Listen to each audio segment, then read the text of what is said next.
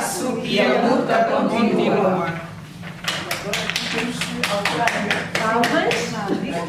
que alternar para do poema.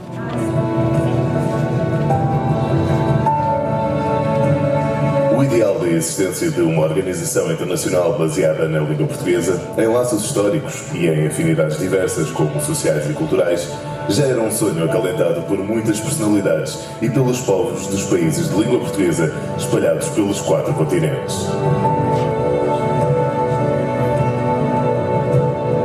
A 17 de julho de 1996, tornou-se realidade este espaço cimentado pela língua portuguesa, pela adoção de práticas e valores comuns. A CPLP ganha dimensão na concertação político-diplomática para o reforço da presença no cenário internacional, na cooperação em todos os domínios e na materialização de projetos de promoção e difusão da língua portuguesa. 20 anos depois, a CPLP registrou um rico percurso, onde desenrolou atividades em todas estas dimensões e no qual soube sempre evoluir. Uma evolução pautada sempre pela abertura, distanciando-se de uma comunidade distante. Alargou-se a novos Estados-membros. Timor-Leste, após a sua independência, aderiu em 2002 e a Guiné Equatorial em 2014, após um minucioso processo de adesão.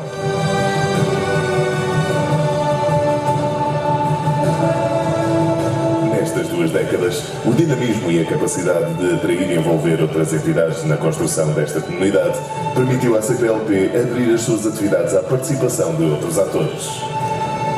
Desde 2006, dezenas de instituições da sociedade civil juntaram-se aos objetivos da CPLP enquanto observadores consultivos. Desde essa data, a CPLP atribuiu a categoria de observador associado a 10 Estados terceiros: à Geórgia, à Hungria, ao Japão, à República Checa, à República Eslovaca, à República da Ilha Maurícia, à República da Namíbia, à República Oriental do Uruguai, à República do Senegal e à República da Turquia.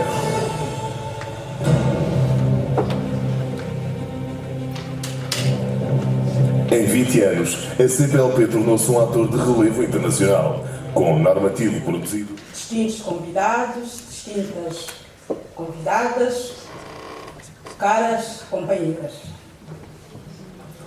Permitam-me, antes de mais, saudar a todos e a todas aqui presentes e agradecer por terem aceito o nosso convite e nos honrado com a vossa presença neste singelo ato de comemoração do Dia Internacional da Mulher.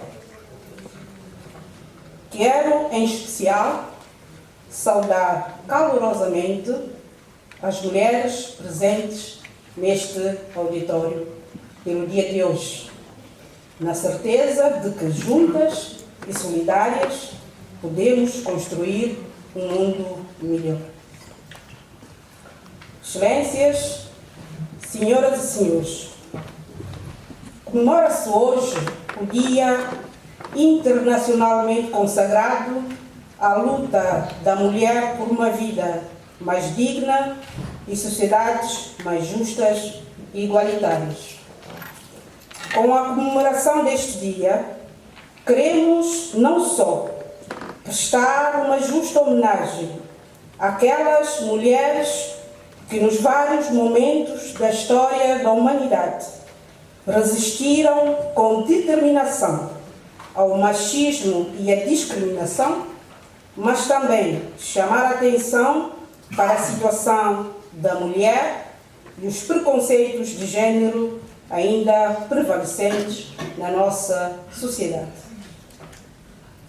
Não restam dúvidas que nesta luta secular que a mulher vem travando, o balanço é positivo, se tivermos em conta a conquista dos direitos civis constitucionalmente consagrados em vários países. A mulher saiu do isolamento doméstico, entrou massivamente no mercado de trabalho, está presente em todos os setores de atividade, incluindo aqueles outrora considerados exclusivamente masculinos. Ela vem desempenhando um papel cada vez mais ativo na sociedade, assumindo diversas responsabilidades, quer ao nível de órgãos de soberania ou partidários, nas diferentes estruturas intermédias do poder ou ainda como empresárias e líderes de ONGs. Uma grande parte de mulheres conquistou a autonomia financeira. O seu rendimento, quando não é o único, é no mínimo indispensável para o sustento da família. Porém, apesar dessas conquistas, o desafio da promoção da igualdade e equidade de género mantém-se. Se nos nossos dias, perante a mulher na sociedade, desde logo o facto da mulher ganhar em média pouco mais de metade do salário dos homens, apesar de, em geral, trabalharem muito mais. Estes são dados do relatório do Fórum Econômico Mundial, divulgado ainda ontem. Apesar de a mulher acumular cada vez mais funções dentro e fora da família e assumir uma multiplicidade de afazeres, muitas continuam a educar os filhos sozinhas, ao mesmo tempo que enfrentam os desafios da sua profissionalização. A questão da subrepresentação de mulheres nos órgãos de decisão política tem ecoado pouco nos círculos de poder. O número de mulheres em postos de responsabilidade mantém-se baixo. Apenas 4 países em todo o mundo têm o mesmo número de homens e mulheres a exercer a função de deputados, funcionários de alto nível e diretores, apesar de 95 países terem atualmente tantas mulheres como homens com formação universitária. Diz ainda o relatório do Fórum Econômico Global. Em várias partes do globo são e o respeito mútuos. Mas a mulher também precisa de mudar o conceito que tem de si mesma. Precisa de se libertar dos estereótipos culturais preconceituosos que foram impostos pela sociedade. A mulher precisa entender que tem de se respeitar e se valorizar para ser respeitada e valorizada.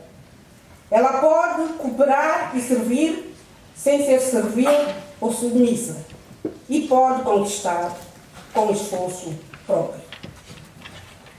Excelências, nos países membros da CPLP, a situação da mulher não é diferente.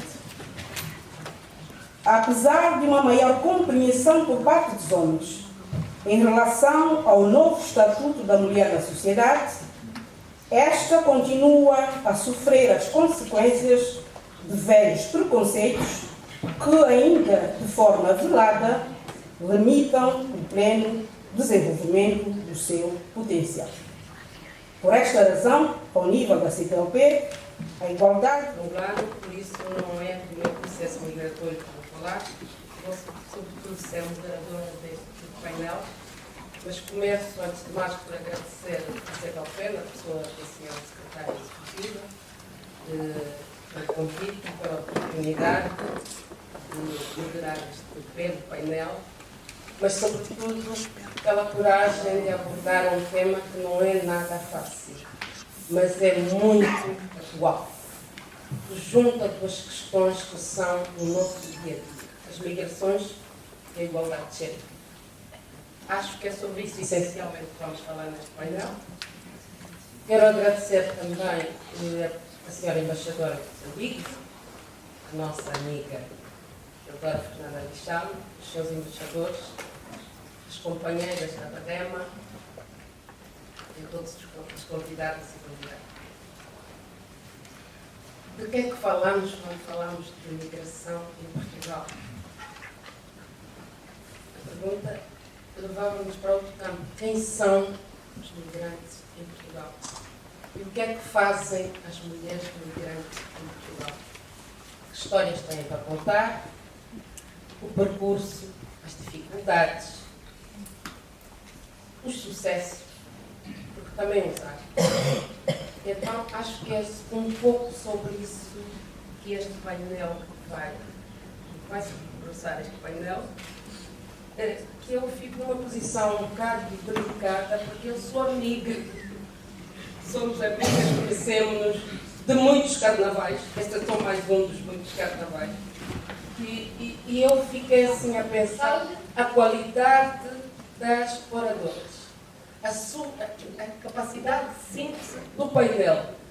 Eu acho que eu vou ser desnecessária, mas já me comprometi, aqui estou eu para fazer o papel um bocado difícil, mas eu creio que todas elas vão falar menos de 10 minutos, são 10 minutos de trabalho, mas não acredito que elas precisem de tanto tempo para fazer uma boa síntese, que elas têm grande capacidade. E vou começar pelo extremo. Vou começar pela Andredina.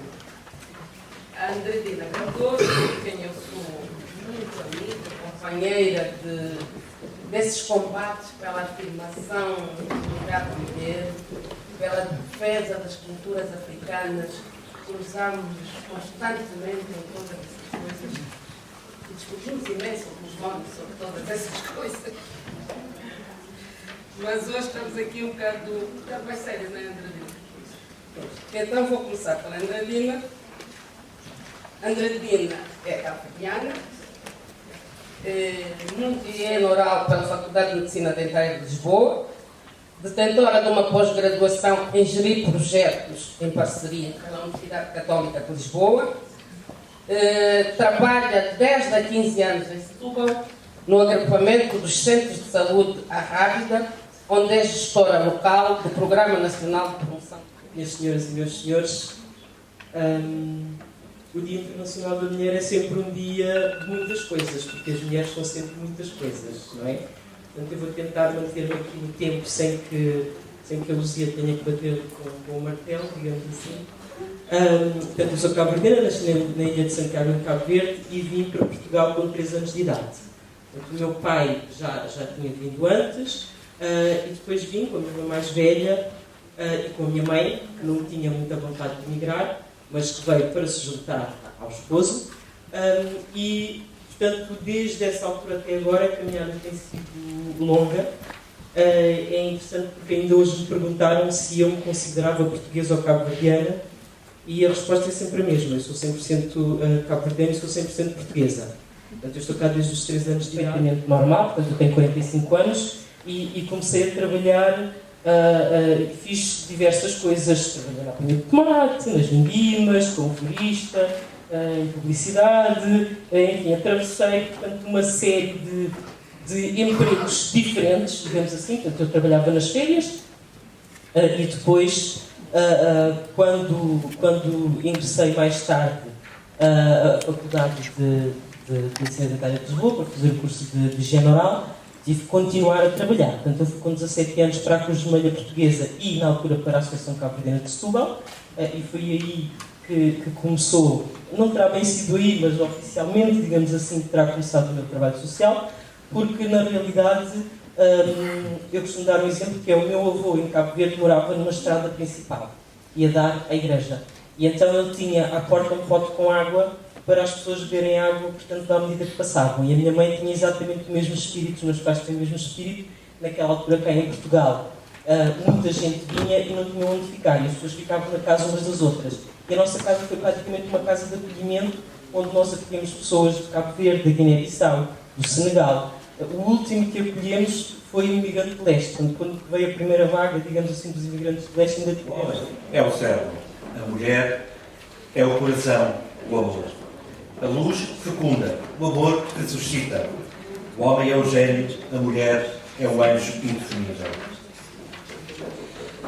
É o indefinível, é o carnaval, é a miscigenação, é o candomblé, é a floresta amazônica, é a riqueza desse Brasil de misturas, é a riqueza desse Brasil colorido e ritmado, da bossa nova, do samba, do funk e da música sertaneja. Indefinível é a garra da Maria da Penha, a força e a coragem de Anita Garibaldi, que nos disse para não termos medo de viver, de correr atrás do sonho. Temos sim que ter medo de ficar paradas. A mulher é a garota de Ipanema, de Vinícius de Moraes. O amor é pelo futebol, é pelo arroz com feijão, pelo quindim, pelo Cristo Rei, pelo verde, azul e amarelo da nossa bandeira. Indefinível é essa gritante alegria de viver do povo brasileiro. O gênio é imensurável.